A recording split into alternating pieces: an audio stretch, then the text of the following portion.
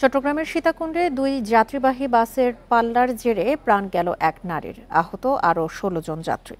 সকালে স্টারলাইন পরিবহনের একটি বাস বেপরোয়া গতিতে পাল্লা দিতে গিয়ে সড়ক বিভাজকের ওপর উল্টে যায়। এতে ঘটনাস্থলেই এক নারী নিহত হন, আর আহত ১৬ জনকে বিভিন্ন হাসপাতালে নেওয়া হয়। দুর্ঘটনার পর ঢাকা চট্টগ্রাম মহাসড়কে ২ ঘণ্টা যান চলাচল বন্ধ থাকায় দেখা দেয় যানজট। বাসের চালক ও সহকারী পলাতক, জানিয়েছে পুলিশ। শনিবার সকাল ৮:৩০টার দিকে চট্টগ্রাম থেকে ফেনীর মহিপালের উদ্দেশ্যে রওনা হয় স্টারলাইন পরিবহনের একটি বাস। সীতাকুণ্ডের ফকিরহাট এলাকায় অন্য এক বাসের সাথে পাল্লা দিতে গিয়ে সড়ক বিভাজকের উপর উল্টে যায় বাসটি। এতে ঘটনাস্থলেই মারা যান বাসের এক নারী যাত্রী। আহতদের নেওয়া হয় হাসপাতালে।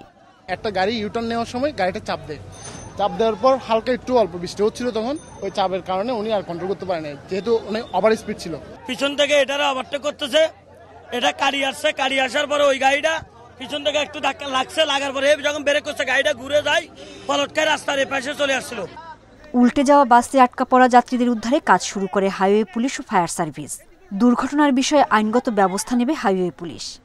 আমাদের ওই আগ্রাবাদ এবং কুমিরা দুই দিক থেকে টিম পাঠাই, তারা চলে আসে, দেখা যায় গাড়িটা উঠে আছে আইল্যান্ডের উপরে।